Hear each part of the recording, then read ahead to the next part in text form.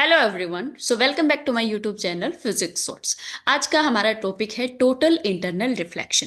Total internal reflection क्या होता है? जैसा कि हम जानते हैं, जब भी किसी भी इंटरफेस पे अगर लाइट को हम इंसिडेंट करते हैं, फॉर एग्जांपल ये हमारे पास एक इंटरफेस है, यहाँ पे हमने लाइट इंसिडेंट करी, तो जो लाइट है वो कुछ तो रिफ्लेक्ट हो जाती है और कुछ क्या होती है, रिफ्रैक्ट होती है। ठीक है, ये कौन सी है? रिफ्रैक्टेड रे है, रिफ्रैक्टेड रे। And this one is reflected, reflected ray. ठीक है। सो टोटल इंटरनल रिफ्लेक्शन में हम क्या कहेंगे कि यहां पे क्या होता है, टोटल इंटरनल रिफ्लेक्शन का मतलब क्या है कि रिफ्रैक्शन जो है वो क्या है, बिल्कुल जीरो है। यानी कि रिफ्रैक्टेड रे जो है वो बिल्कुल भी नहीं है, रिफ्रैक्शन बिल्कुल जीरो है। तो उस केस में हम क्या कहेंगे, टोटल इंटरनल रिफ्लेक्शन। यानी कि पूरी की पूरी जो लाइट है, यानी कि कंप्लीटली जो है वो कहाँ पे चली गई, वापस उसी मीडियम में चली गई रिफ्लेक्ट होके। ठीक है। सो उसको हम क्या कहेंगे, टोटल इंटरनल रिफ्लेक्शन कहेंगे। सो आई होप आपको समझ आ गया होगा कि टोटल इंटरनल रिफ्लेक्शन क्या होता है। ठीक है। नाउ अब इस टोटल इंटरनल रिफ्लेक्शन के लिए कुछ कंडीशंस होती हैं। सो वो कंडीशन कौन कौन सी है? पहली कंडीशन ये है कि जो लाइट है वो always denser medium to rarer medium जानी चाहिए। लाइट कहां से कहां जानी चाहिए?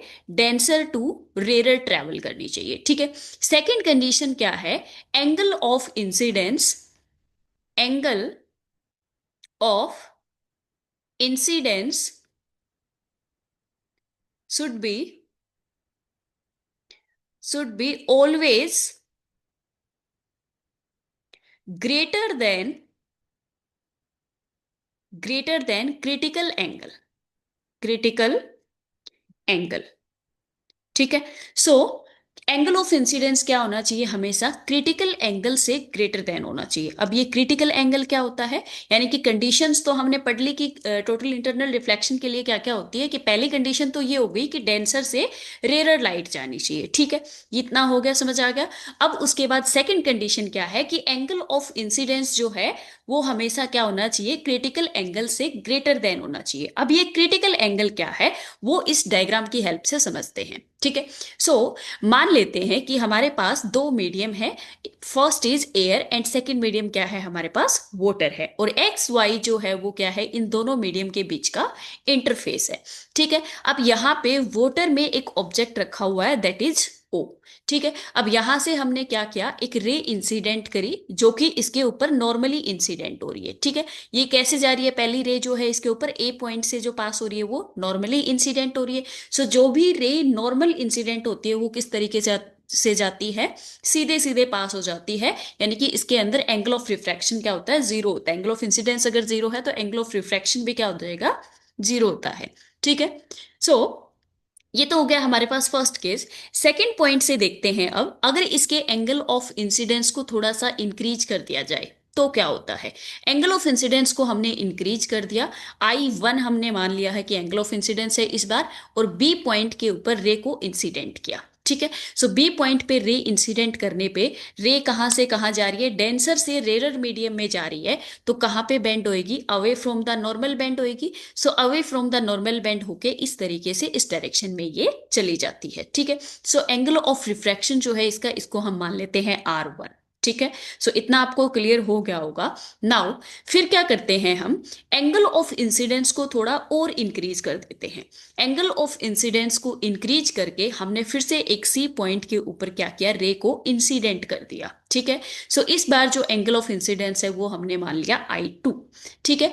इस बार हमने ऑब्जर्व किया कि जैसे ही हमने I2 एंगल ऑफ इंसिडेंस पे रे को इंसिडेंट किया, रे जो है यानी कि वो कहाँ पे चली जाती है, इस इंटरफेस के अलोंग ही चली जाती है। यानी कि एंगल ऑफ रिफ्रैक्शन जो है जिसको हम मान लेते हैं R2, वो कितना हो जाता है, 90 डिग्री हो जाता है। ठीक है। सो एंगल ऑफ रिफ्रैक्शन यहाँ पे कितना हो जाता है, 90 डिग्री हो जाता है। ठीक है। सो इसी एंगल को हम क्या कहते हैं, क्रिटिकल एंगल बोलते हैं। यानी कि यहाँ पे जो ये I2 है इसी को हम क्या बोलते हैं, क्रिटिकल एंगल बोलते हैं, दैट इज IC। I2 ही क्या है हमारा, IC है, that means critical angle, critical angle. So critical angle का मतलब क्या होता है कि जब लाइट डेंसर मीडियम से रेरर मीडियम पे एंटर करती है, तो वहां पे क्या होता है, जिस एंगल पे एंगल ऑफ रिफ्रैक्शन 90 डिग्री हो जाता है, उसी एंगल को हम क्या कहते हैं, क्रिटिकल एंगल कहते हैं। ठीक है, आई होप आपको समझ में आ गया होगा। एक बार फिर से रिपीट करती हूँ, क्रिटिकल एंगल क्या होता है कि जिस एंगल पे हम रे को इंसिडेंट करते हैं डेंसर से रेरर मीडियम पे, जिस एंगल ऑफ इंसिडेंस पे हम रे को इंसिडेंट करने पे एंगल ऑफ रिफ्रैक्शन 90 डिग्री हो जाता है, उस एंगल ऑफ इंसिडेंस को हम क्या बोलेंगे, क्रिटिकल एंगल बोलेंगे। ठीक है, so this is critical angle. So दो कंडीशन थी हमारे पास, पहली क्या थी, डेंसर टू रेरर, और दूसरी क्या थी, angle of incidence should be always greater than critical angle. ठीक है, अब अगर इस क्रिटिकल एंगल से पे ग्रेटर देन एंगल पे हम अगर इंसिडेंट करते हैं रे को, तो क्या होता है, एक पॉइंट यहां पे और मान लेते हैं हम, दैट इज डी पॉइंट। ठीक है, अब इस पॉइंट पे हम अगर रे को इंसिडेंट करते हैं तो क्या होता है। सो ये मान लिया हमने यहां पे रे को इंसिडेंट किया। ठीक है, इसके ऊपर नॉर्मल ड्रॉ कर लेते हैं। सो दिस इज नॉर्मल।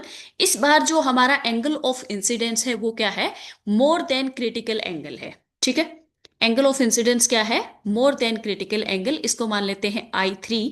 और I3 जो है वो क्या है, ग्रेटर देन है IC से। ठीक है, सो इस बार क्या हो जाएगा, ये जो लाइट है, मतलब कि ये ऑब्जर्व करेंगे हम कि ये जो रे है ये क्या हो जाएगी, टोटली इंटरनल रिफ्लेक्टेड हो जाएगी, यानी कि उसी मीडियम में वापस से रिफ्लेक्ट हो जाएगी कंप्लीटली, यानी कि रिफ्रैक्शन यहाँ पे क्या हो जाएगा, जीरो हो जाएगा। ठीक है, so this is the total internal reflection. ठीक है, आई होप आपको समझ में आ गया होगा। सबसे पहले टोटल इंटरनल रिफ्लेक्शन क्या होता है, जब रे को हम डेंसर मीडियम से रेरर मीडियम में पास करवाते हैं, तो वहां पे क्या होता है, जो रे है, लाइट रे जो है वो क्या होती है, टोटली रिफ्लेक्टेड हो जाती है उसी सेम मीडियम में, रिफ्रैक्शन वहां पे क्या होता है, जीरो होता है, तो उसको हम क्या कहते हैं, टोटल इंटरनल रिफ्लेक्शन कहते हैं। ठीक है, इसके लिए दो कंडीशन है। पहली कंडीशन क्या है कि रे जो है वो डेंसर टू रेरर मीडियम ही जानी चाहिए।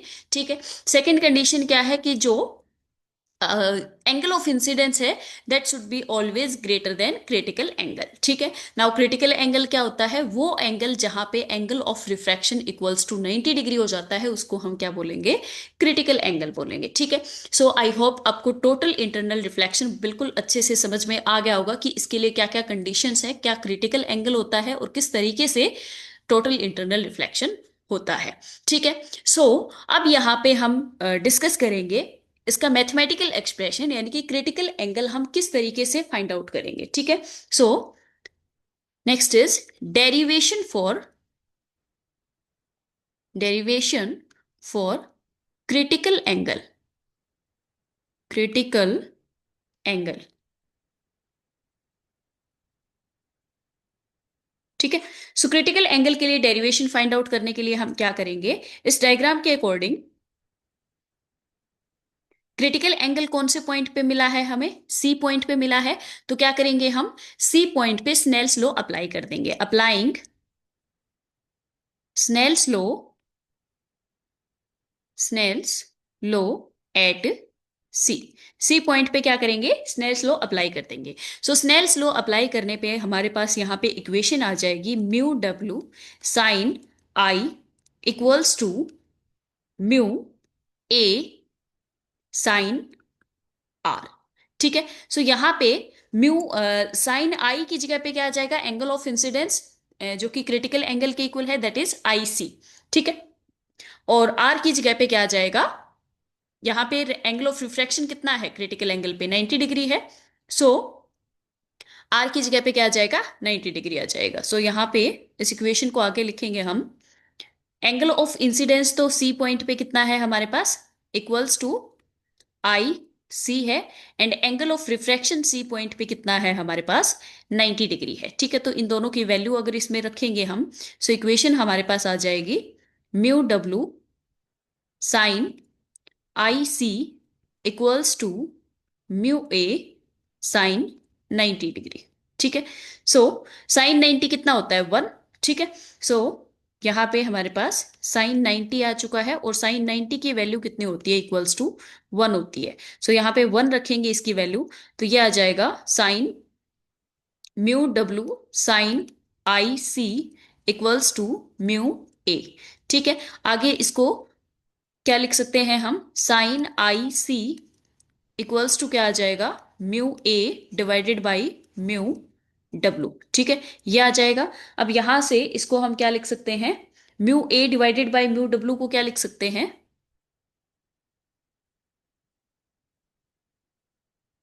Mu A divided by mu W, इसको क्या लिख सकते हैं हम, डब्लू म्यू ए, ये लिख सकते हैं यहाँ पे। ठीक है, सो अब यहाँ पे क्या हो जाएगा, साइन आई सी आया है, सो साइन आई सी की वैल्यू कितनी आ जाएगी, आई सी इक्वल्स टू आ जाएगा sine inverse mu A divided by mu W, mu W. ठीक है, और mu A divided by mu W को हम क्या लिख सकते हैं, अगर हमारे पास दोनों का रिफ्रैक्टिव इंडेक्स अलग अलग पता है, एयर का तो वन ही होता है, ठीक है, और वाटर का अलग अलग पता है अगर, तो उसकी वैल्यू पुट कर देंगे हम, या फिर अगर हमें रिलेटिव रिफ्रैक्टिव इंडेक्स पता है तो उसकी पुट कर देंगे। ठीक है, so I C equals to हम और क्या लिख सकते हैं इसको, sine inverse W mu A, ये भी लिख सकते हैं। ठीक है, सो ये हमारे पास एक्सप्रेशंस आ चुके हैं फॉर क्रिटिकल एंगल। और हम इसको क्या लिख सकते हैं, और इसको हम क्या लिख सकते हैं, डब्ल्यू म्यू ए को हम क्या लिख सकते हैं, one divided by a mu डब्ल्यू लिख सकते हैं। ठीक है, according to principle of reversibility, according to principle of reversibility ये होता है। ठीक है, ऑलरेडी हम डिस्कस कर चुके हैं। सो आई सी इक्वल्स टू क्या आ जाएगा, sine inverse one divided by a mu W.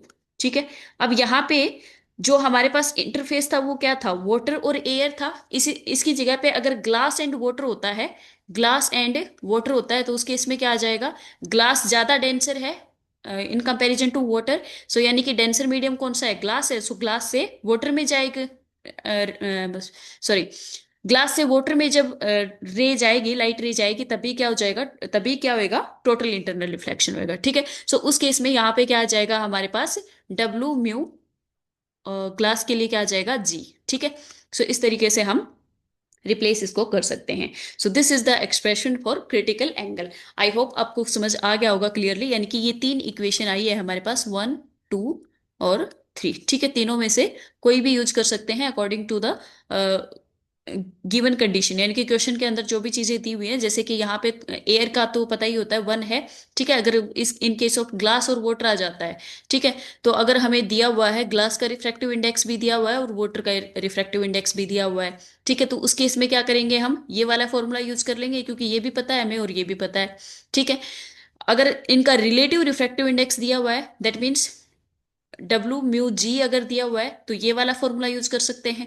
ठीक है, अगर यहाँ पे जी म्यू डब्ल्यू अगर दिया हुआ है, तो कौन सा फॉर्मूला यूज कर सकते हैं, ये यूज कर सकते हैं। ठीक है, so I hope this is clear to all. If you have any doubt, you can write in the comment section. Thank you and have a nice day.